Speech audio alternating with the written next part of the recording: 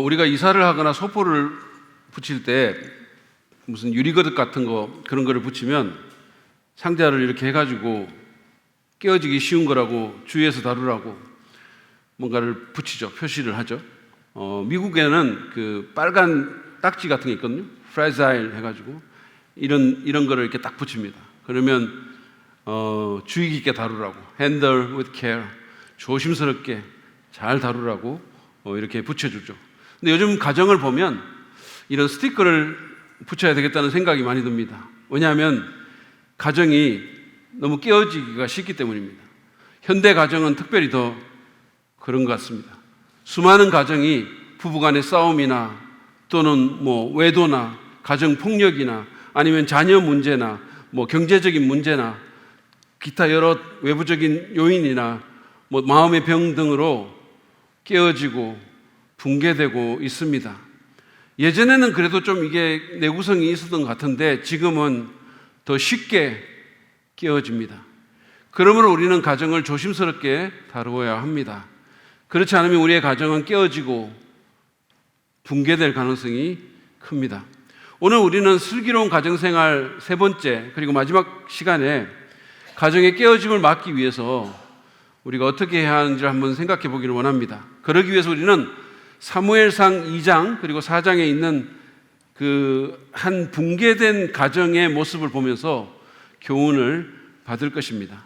그러면 그 가정에 대해서 한번 먼저 좀 살펴보기를 원하는데요. 오늘 우리가 볼 가정은 엘리라는 사람의 가정입니다. 엘리는 이스라엘의 제사장이었고 또 40년 동안이나 이스라엘의 사사로 섬겼던 사람입니다. 여러분 40년은 긴 시간이죠. 이 중에는 아직 40년을 살아보지도 못한 사람이 있을 겁니다. 우리나라에서 대통령을 제일 오래 하신 분이 박정희 대통령입니다.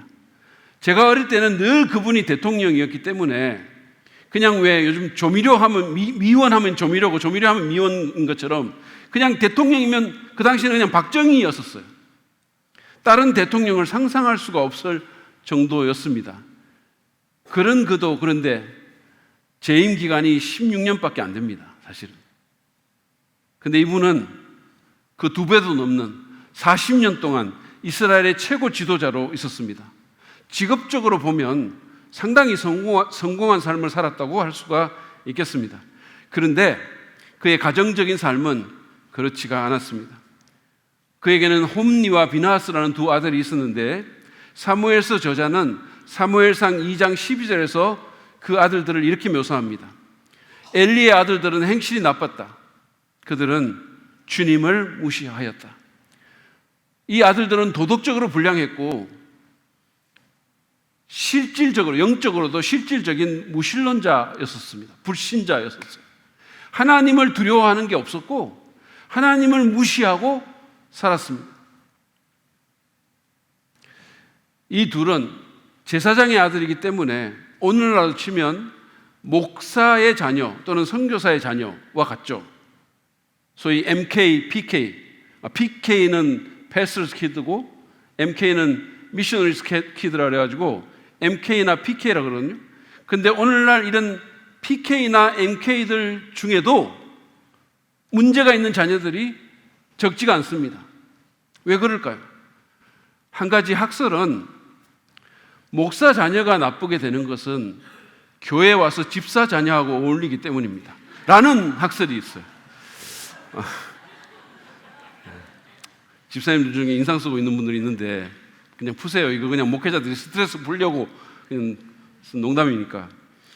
아무튼 이 홈니와 비나하스는 제사장의 아들로 성장해서 이제는 자기들이 성장했으니까 그들도 아론의 자손이니까 제사장이 되었습니다. 사무엘상 2장 13절부터 16절까지를 보면 이들이 저지른 그 악행이 적혀 있습니다. 근데 기본적으로 그것은 이스라엘 백성들이 하나님께 예배드리고 하나님께 제사 드리려고 하는 그 제사 행위를 방해하고 그들이 가지고 온 그 재물들을 사적인 이익을 위해서 갈취하는 겁니다. 아니 하나님께서 이스라엘 백성들이 하나님께 예배 잘 드리도록 도와주라고 제사 제물을 잘 이렇게 하나님 앞에 바치라고 그렇게 세워놓은 제사장이 오히려 사람들의 예배 행위를 방해하고 사람들을 실족하게 하고 그리고 그 제물을 자기 유익을 위해서 사용하는 것입니다. 17절은 그들의 악행을 요약하면서 그들에 대한 평가를 이렇게 기록하고 있습니다. 보시죠. 엘리의 아들들은 주님께서 보시는 앞에서 이렇듯 심하게 큰 죄를 저질렀다. 그들은 주님께 바치는 제물을 이처럼 함부로 대하였다. 그 말은 주님 자신도 함부로 대한다는 뜻이죠. 그런데 그 아들들의 악행은 이것만이 아닙니다. 22절에 보면 또 다른 목록이 있어요. 엘리는 매우 늙었다. 그는 자기 아들들이 모든 이스라엘 사람에게 저지른 온갖 잘못을 상세하게 들었고 해막 어귀에서 일하는 여인들과 동침까지 한다는 소문을 들었다. 이 아들들은 성막에서 봉사하는 여인들과 성적인 부도덕을 저질렀습니다. 놀랍게도 그들은 자기들의 악행에 대한 소문이 돌고 있는데도 개의치 않았습니다. 더 기가 막힌 것은 이 아들들의 악행에 대한 아버지의 반응이에요. 이 스캔들에 대한 엘리의 반응입니다. 23절을 보시죠. 사람들이 와서 막 얘기를 했을 거 아닙니까? 이런 일들이 벌어지고 있다고. 지금 이거는 정말 생각해 보지도 못한 일들이 벌어지고 있다고. 그러니까 23절에서 엘리가 이렇게 반응합니다. 그래서 그는 그들을 타일렀다. 너희가 어쩌자고 이런 짓을 하느냐? 너희가 저지른 악행을 내가 이 백성 모두에게서 듣고 있다. 여러분, 사무엘서 저자는 지금 엘리가 아들들을 타일렀다라고 말을 하고 있습니다. 여러분, 이게 타일을 문제입니까? 이거는 그럴 문제가 아니죠. 그 아들들은 지금 신성 모독의 죄를 범하고 있고 제사장이라는 직분을, 이 신성한 직분을 웃음거리로 만들고 있고 수많은 하나님의 백성들을 실족시키고 있는 겁니다. 심지어 나라까지도 위태롭게 만들고 있죠. 엘리는 이스라엘이라는 신정국가의 사사로서, 그리고 선임 제사장으로서, 그리고 아버지로서 이 아들들의 제사장직을 정지시키고 장로들과 협력해서 이들이 철저히 회개할 수 있도록 특단의 조치를 취해야 했습니다. 그러나 그는 그 어떤 것도 하지 않고 몇 마디 말로 꾸짖는 것으로 그쳤습니다. 솔직히 율법에 보면은 이런 아들은 끝까지 만약에 말을 안 들을 경우에 장로들과 함께 이런 아들을 끄집어내서 돌로 치도록 되어 있었어요. 그래야 모든 사람에게 기감이 되고 이스라엘에 다시는 이와 같은 악이 반복되지 않을 수 있기 때문입니다. 근데 엘리가 이렇게 미온적으로 대처를 하니까 하나님께서 보내신 익명의 선지자가 그를 찾아옵니다. 하나님이 보내신 거죠. 엘리의 집안에 저주를 선포하시면서 강하게 경고하십니다. 그 내용이 27절부터 36절에 있는데 제가 다 읽지는 않겠습니다. 아까 제가 엘리 아들들의 악행에 대해서 다 안 읽었고 이것도 다 안 읽으니까 너무 궁금하시죠? 네. 성경 갖고 오신 분들은 그냥 지금 보지 말고 나중에 보세요. 너무 궁금하니까 못 참겠다. 집에 가서 성경 보자. 이런 일이 일어나기를 주님의 이름으로 축원합니다. 어쨌든 이 익명의 선지자는 하나님께서 아론의 자손인 엘리에게 제사장직을 맡기는 큰 은혜를 베풀었는데, 이게 보통 특권입니까? 그런 은혜를 베풀었는데 오히려 그들이 배은망덕하게 행하였다고 말을 하면서 29절에 이렇게 하나님의 책망을 전합니다. 보시죠. 그런데 너희는 어찌하여 나의 처소에서 나에게 바치라고 명한 나의 제물과 예물을 멸시하느냐? 어찌하여 너는 나보다 네 자식들을 더 소중하게 여겨 나의 백성 이스라엘이 나에게 바친 모든 제물 가운데서 가장 좋은 것들만 골라다가 스스로 살찌도록 하느냐? 오늘날로 치면 하나님께서 그를 한 교회에 하나님의 양무리들을 돌보는 목자로 세웠는데 하나님의 백성들이 정말 열심히 일해서 온갖 정성을 다해 드리는 그 재물을, 그 물질을 자기가 먼저 가서 그걸 취하고 자기들의 사적 유익을 위해서 그냥 써버린다는 거예요. 개인을 살찌우는데 하나님의 백성들을 이용한다는 겁니다. 그런 다음에 그는 30절 이하에서 하나님의 저주를 선언합니다. 30절, 31절을 읽겠습니다. 그러므로 나주 이스라엘의 하나님이 말한다. 지난날 나는 너의 집과 너의 조상의 집이 제사장 가문을 이루어 언제까지나 나를 섬길 것이라고 분명하게 약속하였지만 이제는 더 이상 그렇게 하지 않겠다. 이제는 내가 나를 존중하는 사람들만 존중하고 나를 경멸하는 자들은 수치를 당하게 할 것이다. 나 주의 말이다. 내가 네 자손과 네 족속의 자손의 대를 끊어서 너의 집에서 너의 집안에 오래 살아 나이를 많이 먹는 노인이 없게 할 날이 올 것이다.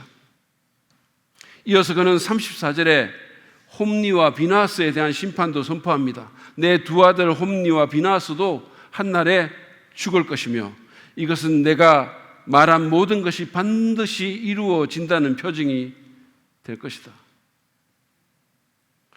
이 무서운 경고에 대해서 엘리가 어떻게 반응했는지는 성경에 나와 있지 않습니다. 그러나 4장을 이렇게 보면 하나님께서 사무엘에게 똑같은 말을, 엘리의 잘못에 대해서 같은 말을 반복한 것을 보면 그는 특별한 반응을 한 것 같지가 않습니다. 어떻게 됐을까요? 하나님의 말씀처럼 홈리와 비나스는 블레셋과의 전투에 나가서 한날에 사망합니다. 그리고 전쟁에 들고 나갔던 하나님의 언약궤도 블레셋에게 빼앗기는 치욕을 당하게 됩니다. 물론 전쟁에서도 졌죠. 이 소식을 한 청년이 엘리에게 와서 알렸는데 4장 18절은 이때에 일어난 일을 이렇게 적고 있습니다. 보시죠. 그 청년이 하나님의 괴에 대한 소식을 전할 때 엘리는 앉아있던 의자에서 뒤로 넘어져 문 곁으로 쓰러져서 목이 부러져 죽었다. 늙은 데다가 몸까지 무거웠기 때문이다. 그는 40해 동안 이스라엘의 사사로 있었다. 그런데 그뿐만이 아닙니다. 19절에서 22절에 보면 임신 중이었던 비나스의 아내가 하나님의 괴를 빼앗긴 이 소식과 자기 남편의 전사 소식, 그리고 시아버지의 사망 소식을 듣고 갑자기 진통이 와서 구부려 앉은 채 출산을 했는데 아이의 이름을 이가봇이라고, 문자적으로는 영광이 없다라는 뜻이에요. 이가봇이라는 뜻으로 지어지고 죽음을 맞이하게 됩니다. 21절을 보시죠. 그 아이의 이름을 이가봇이라고 지어주며 이스라엘에서 영광이 떠났다 하는 말만을 남겼다. 하나님의 계를 빼앗긴 데다가 시아버지도 죽고 남편도 죽었기 때문이다. 안타깝게도 비참하게도 영광스러운 이스라엘의 사사요 제사장 집안이 완전히 붕괴됐습니다. 완전히 풍비박산이 난 거죠. 우리는 이 가정의 이야기를 반면교사 삼아서 가정의 깨어짐을 방지하기 위해서 어떻게 해야 할지 함께 생각해 보기를 원합니다. 먼저 우리는 오늘 이 말씀을 통해 직업 때문에 가정을 희생하지 않도록 주의해야 함을 배우게 됩니다. 그래야 가정의 깨어짐을 방지할 수가 있습니다. 너무 직업에 몰두해서 가정을 소홀히 함으로 가정이 희생되는 일이 없도록 주의해야 한다는 말씀입니다. 이미 말씀드렸지만 엘리는 사회적으로는 성공의 가도를 달린 사람입니다. 40년 동안이나 이스라엘의 사사를 했고 당시 나라의 영적인 센터였죠. 성막이 있었던, 이를테면 성전이 있었던 그 실로에서 제사장으로 섬겼던 사람입니다. 말하자면 최고위 정치 지도자와 종교 지도자의 역할을 다 수행한 거죠. 공적으로 고대 이스라엘 사회에서 이보다 더 성공할 수는 없습니다. 그런데 그의 가정적인 삶은 전혀 그렇지 않았어요. 그의 두 아들은 하나님을 전혀 두려워하지 않는 완전한 패역자였습니다.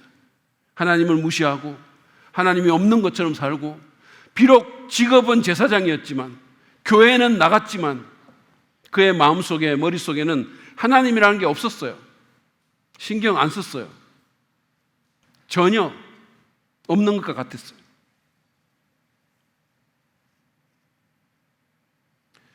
왜 이런 일이 벌어졌을까요? 아마도 엘리는 바쁜 제사장으로 그리고 존경받는 사사로 자기 일에 너무 빠져서 가정의 필요를 돌보는 일에 소홀하지 않았을까요? 여러분, 아이들이 갑자기 이렇게 된 건 아닐 거 아닙니까? 어느 순간부터 뭔가 자꾸만 이렇게 어떤 사인들이 왔을 텐데 엘리는 자기 일에 너무 바빠서 그것들을 캐치하지 못했던 거죠. 아이들의 신앙과 인성이 형성되는 시기에 엘리는 도대체 어디에 있었을까요? 10중 8구 그는 자신의 일터에서, 요즘으로 치면 자신의 집무실에서, 나라의 일이 얼마나 많겠어요? 40년 동안 사사를 했는데, 그리고 제사장을 하면서 예배드리러 오는 하나님 백성들은 또 얼마나 많았을까요? 그들을 상담하고 도우고 율법을 가르치는 그런 일들은 얼마나 과중했을까요? 거기서 대부분의 시간을 보냈을 가능성이 크죠. 수많은 사람들에게 율법을 가르치느라 너무 바빠서 정작 하나님께서 자기에게 선물로 주신 자기 자녀에게는 하나님에 대해 잘 가르치지 못했던 거예요. 그들을 불러 앉혀놓고 하나님 말씀 가르치고 영향을 주고 영적인 대화를 하지 못했던 겁니다. 여러분, 직업은 나쁜 게 아닙니다. 그러나 직업에 지나치게 몰두해서 가정의 필요를 돌보지 않는 것은 나쁜 것이죠.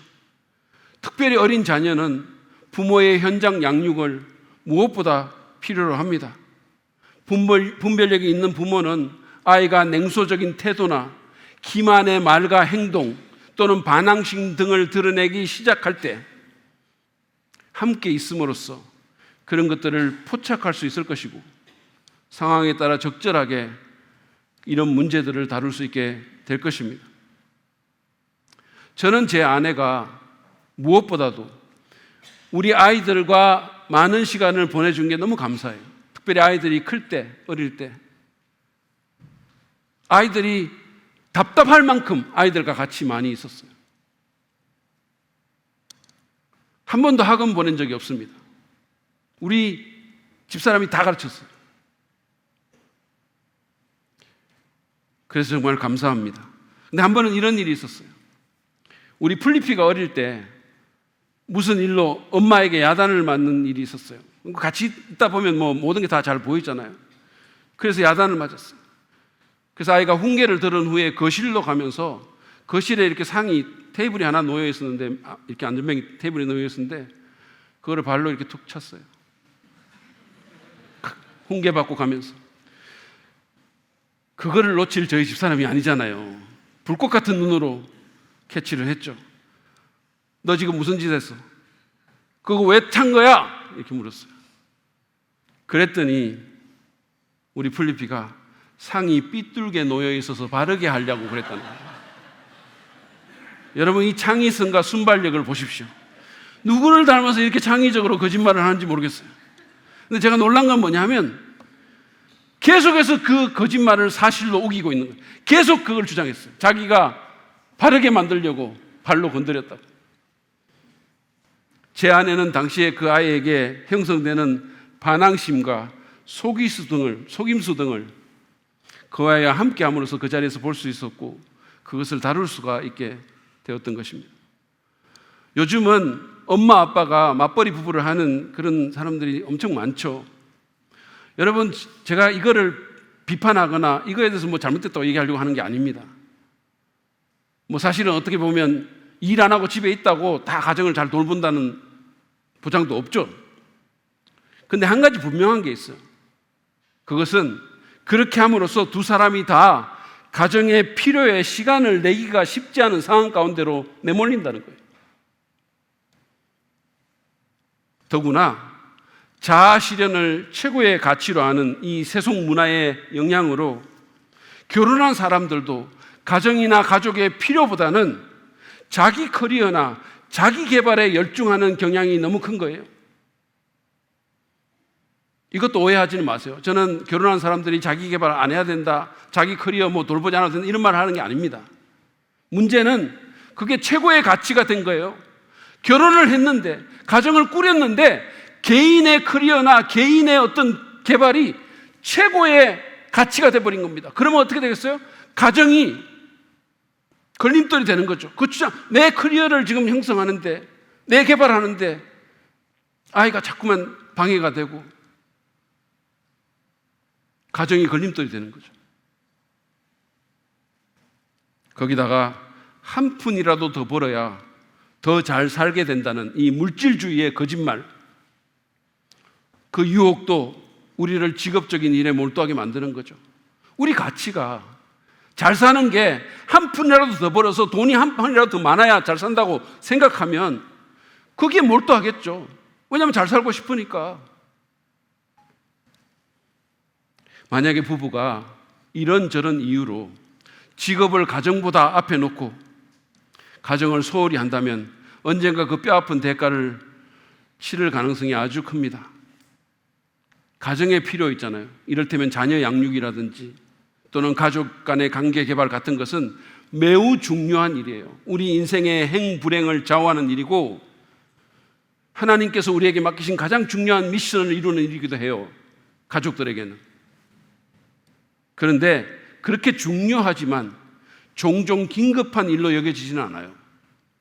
당장 안 한다고 뭐가 크게 큰일 나는 것 같이 느껴지지는 않죠. 그러니까 우리는 그 시간을, 그 일에 시간을 잘 쓰지를 않고 그냥 미루는 거예요.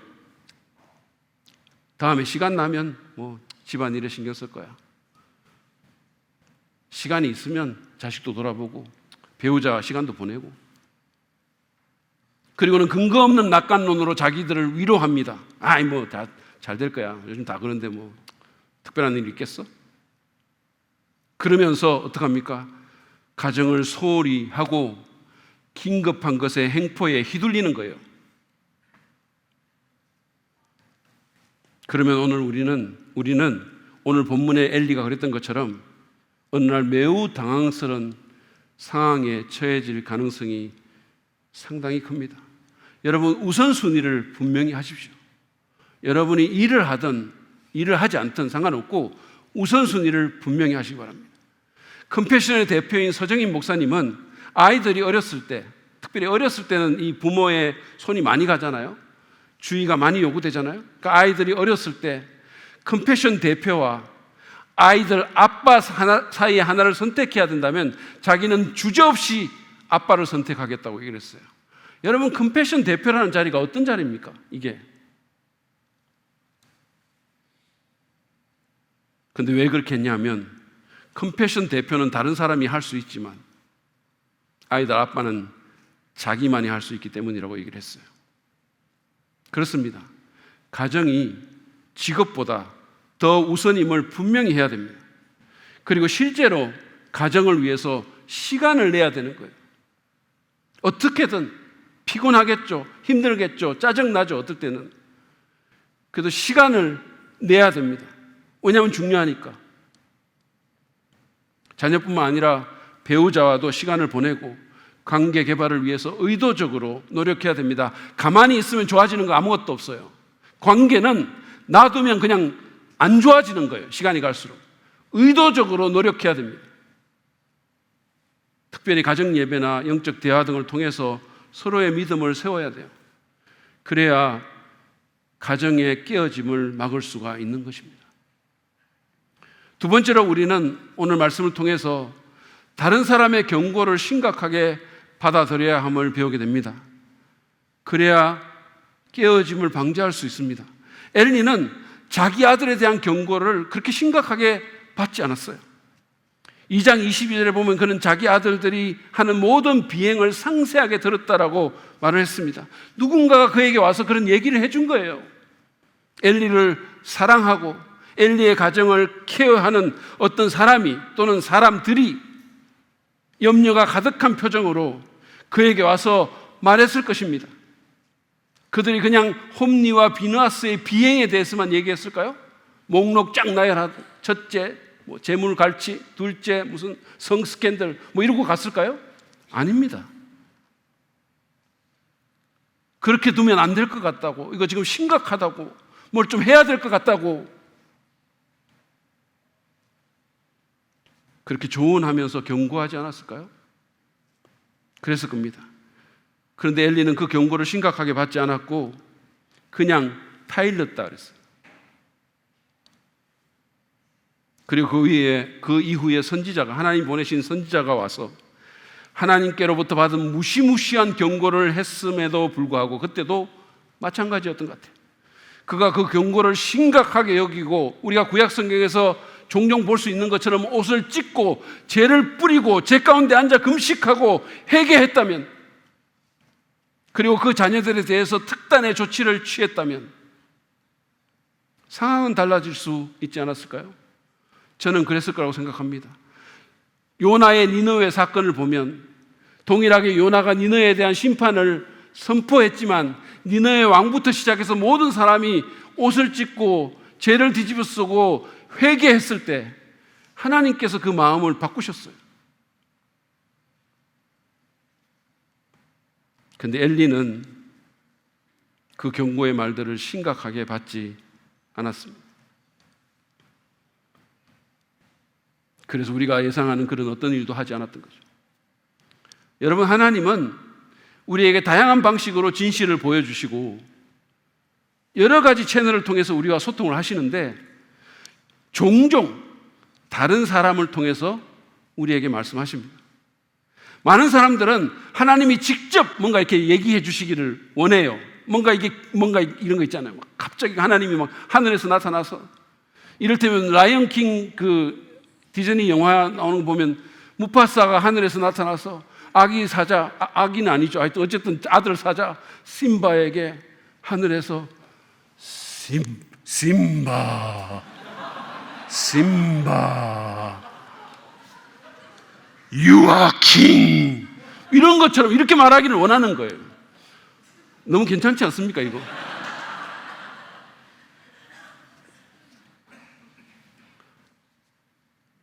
그런데 하나님은 그런 극적인 방식보다는 다른 사람, 우리가 알고 있는 사람들을 통해서 말씀하시기를 좋아하십니다. 저는 하나님께서 제 아내를 통해서 정말로 많은 말씀을 하셨다고 생각합니다. 원래는 잘 몰랐는데 돌이켜보니까 그런 것 같아요. 그분은 그녀를 통해서 때로는 위로하고 때로는 조언하고 때로는 경고하셨습니다. 저는 제가 만약에 그것을 하나님의 음성으로 듣고 거기에 적절하게 반응했다면 저는 지금보다는 더 나은 남편, 아빠, 그리고 목회자가 되었을 것입니다.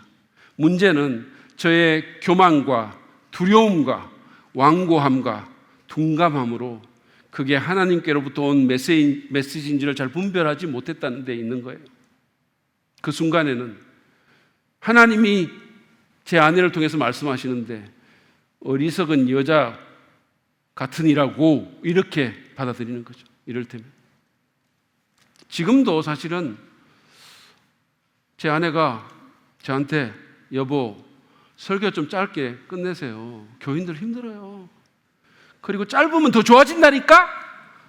라고 계속 전하는데 이게 하나님의 음성인지 그 반대편에서 온지를 잘 모르겠어요. 여러분은 누군가의 조언과 경고에 대해서 어떤 태도를 취하고 어떤 식으로 반응하십니까? 학교에서 교사가 여러분 아이의 문제에 대해서 진실을 말하면 여러분은 그 말에 귀를 기울이시나요? 주일학교에서 교회 부서사역자가 정말로 기도하고 고민하고 그냥 할까 말까 정말 이렇게 하다가 정말 용기 내서 그래서 이렇게 간신히 한마디 한 그 말에 여러분은 어떻게 반응하십니까? 여러분과 가까운 목장 식구나 또는 믿음의 친구 또는 교육자나 부모님이, 여러분의 부모님이 여러분을 너무 사랑하기 때문에 여러분의 가정에 대해서 진실을 말해준다면 여러분은 그들의 말을 들을 수 있습니까? 그것에 대해서 오히려 감사하고 뭔가 취해야 될 조치를 취합니까? 아니면 마음의 문을 닫고 방어적으로 반응하면서 네가 뭔데? 네가 뭐 한다고? 그렇게 반응하십니까? 그냥 기분 나빠하고 귀를 닫으십니까? 아니면은 하나님의 메시지를 듣듯이 그렇게 반응하시나요? 아니면 적어도 긍정적으로 한번 생각해 보시나요? 설교 가운데서 여러분의 가정생활에 대한 경고가 나올 때 여러분은 어떻게 반응하십니까? 아니, 목사님 왜 저러셔? 누가 말했나? 기분 나쁘네 이거? 이렇게 반응하시나요? 아니면 내게 주시는 하나님의 말씀으로 듣고 회개하십니까? 여러분, 잠언 말씀을 보면은요, 이 지혜로운 자와 어리석은 자 또는 미련한 자의 이 대조가 계속 나오거든요. 그 중에 가장 중요한 것 하나가 뭐냐 하면 훈계나 충고에 귀를 기울이는가 하는 거예요. 지혜로운 자는 훈계와 충고에 귀를 기울이지만 미련한 자, 어리석은 자는 그러지 않는다는 겁니다. 잠언 12장 15절 말씀을 보시죠. 어리석은 사람은 자신의 행실만이 옳다고 여기지만, 자기가 옳다는 거죠. 자기가 똑똑하고 자기 옳고 지금 하고 있는데 문제 없고 제일 똑똑한 사람이라고 생각하는 거예요. 그런데 성경은 그런 사람을 어리석은 사람이라고 합니다. 오히려 지혜로운 사람은 충고에 귀를 기울인다라고 말합니다. 누군가의 충고와 조언과 경고에 귀를 기울입시다. 그것은 하나님께서 우리에게 주시는 말씀일 수 있어요. 그리고 그렇게 우리가 반응할 때 우리는 가정의 깨어짐을 방지할 수 있게 될 것입니다.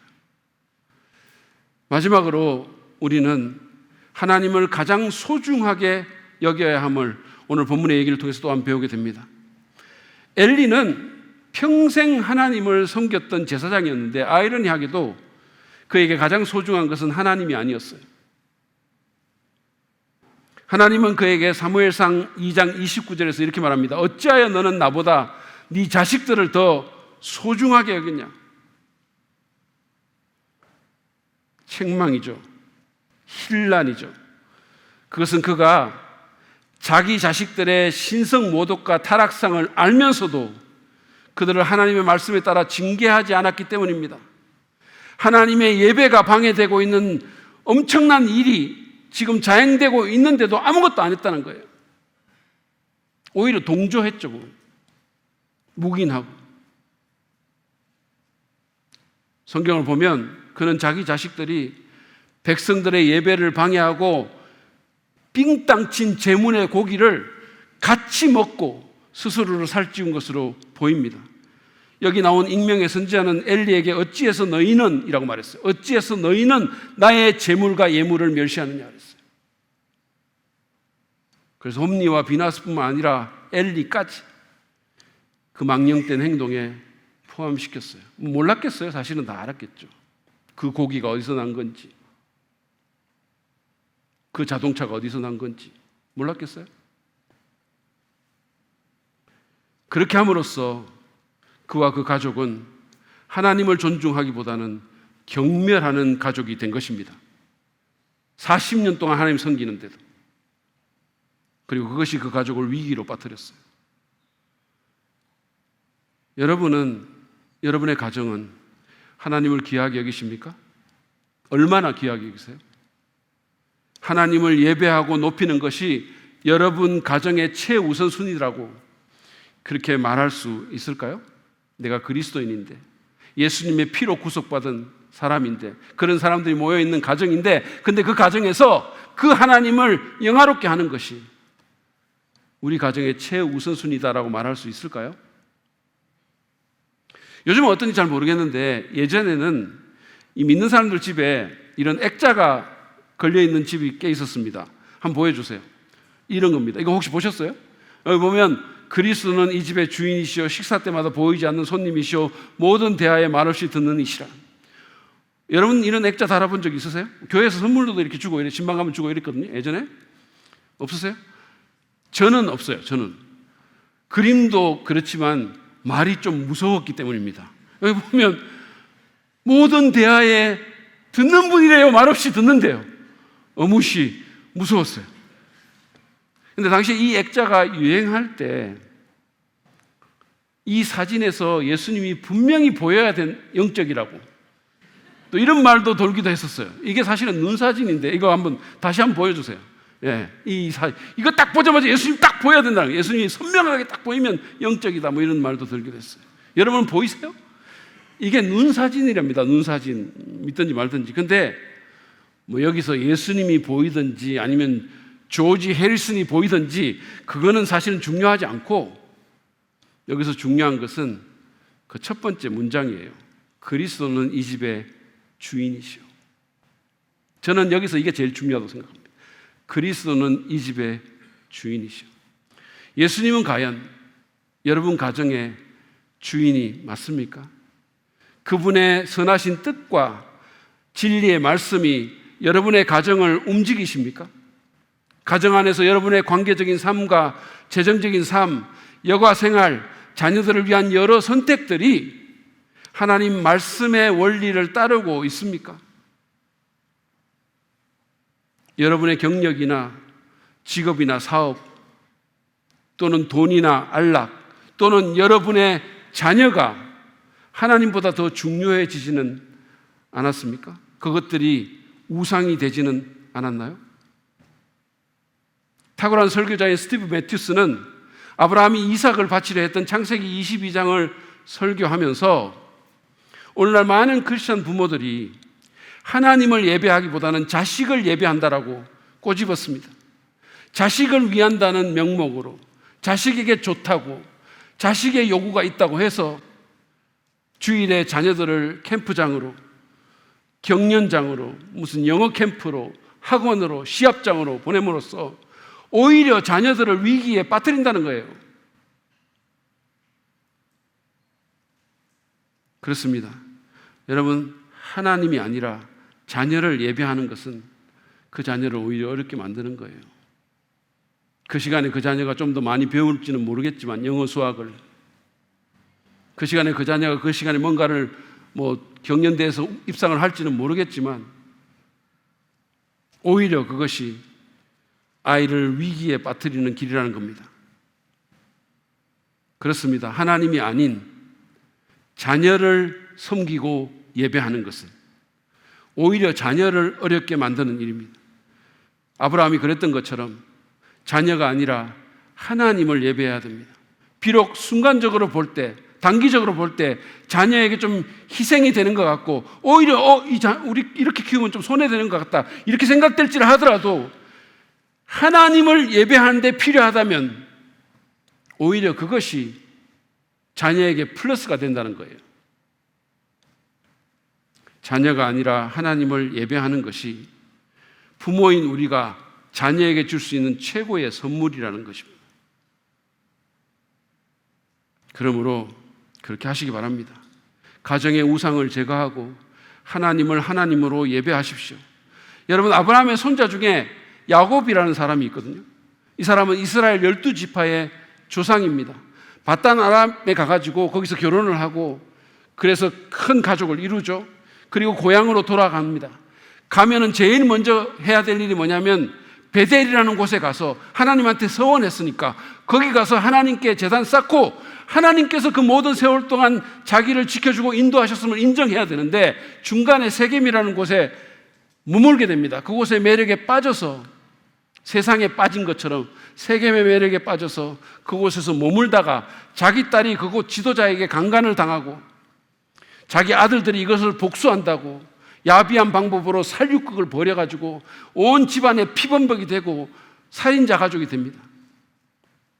그리고 이로 인해서 가족이 몰살당한 위기에 처하게 되죠. 이런 가정의 위기 가운데 야곱은 어떻게 했을까요? 그는 자기 가족과 종들을 다 모아놓고 그들이 가지고 있는 모든 이방 신상들을 다 버리라고, 우상들을 버리라고 명령합니다. 그런 다음에 가족들이 가져온 그 모든 신상들을 땅에다가 묻고 그리고 하나님의 집이라는 이름의 뜻 베델로 올라가죠. 그래서 거기서 제단을 쌓고 거기서 하나님을 예배합니다. 우리도 그렇게 해야 됩니다. 하나님보다 높아진 모든 우상들을 내려놓고 그 자리에 하나님을 두고 예배해야 됩니다. 그 우상이 직업이든 돈이든 성공이든 자녀든 그 모든 것을 제자리로 돌려놓고 하나님을 하나님으로 예배해야 됩니다. 가정이 하나님께 예배하고 가정이 하나님을 높이고 가정이 하나님을 존귀하게 여기면 하나님도 여러분의 가정을 존귀하게 여기실 것입니다. 그럴 때 우리는 가정의 깨어짐을 막고 건강한 가정으로 계속해서 쓰고 하나님께 쓰임받는 축복을 누리게 될 것입니다. 오늘 우리는 엘리의 가정을 반면교사 삼아서 이 가정의 붕괴를 막는 데 필요한 교훈을 배웠습니다. 여러분 기억하십시오. 제가 앞에서 말씀드린 것처럼 가정은 깨지기 쉬운 거예요. 그리고 실제로 많은 가정들이 붕괴되고 있습니다. 가정의 소중함을 반드시 인식하시기 바랍니다. 여러분, 하나님은 교회를 만들기도 전에, 국가를 만들기도 전에 가정을 제일 먼저 만드셨어요. 예수님은 랍비였지만 그분의 첫 번째 기적을 성전에서 행한 것도 아니고 무슨 시장에서 행한 것도 아니고 가정을 이루는 결혼식장에서 그분의 첫 번째 기적을 행함으로 영광을 받으셨어요. 우리는 가정의 중요성을 회복해야 됩니다. 가정이 중요해야, 가정이 건강해야 교회도 사회도 건강한 겁니다. 그러므로 근거 없는 낙관론에 빠져서 가정을 방치하지 말고 우선순위를 올바로 세우고 주의를 기울여 사력 있게 가정을 다루기를 바랍니다. 지금 우리 가정은 너무 늦은 것 같아요. 너무 많이 금이 갔어요. 너무 깨진 게 많아요. 상관없습니다. 하나님 앞에서는 언제나 새로운 시작이 있습니다. 지금도 늦지 않았습니다. 하나님은 여러분의 가정을 사랑하시고 귀하게 여기시고 여러분의 가정을 존귀하게 하시고 여러분의 자녀들을 회복시키기를 원하십니다. 지금이 바로 그럴 때입니다. 오늘 배운 것처럼 직업적인 일에 매몰돼서 가정을 소홀히 여기지 말고 경고의 소리에 올바르게 반응하며 하나님을 가장 소중히 여기는 우리가 되도록 결단합시다. 그럴 때 하나님께서 우리의 가정을 회복시키고 우리의 자녀들을 돌이키시고 당신의 영광을 위해 우리의 가정들을 귀하게 사용하실 것입니다. 그런 축복이 우리 모두에게 있기를 간절히 바랍니다.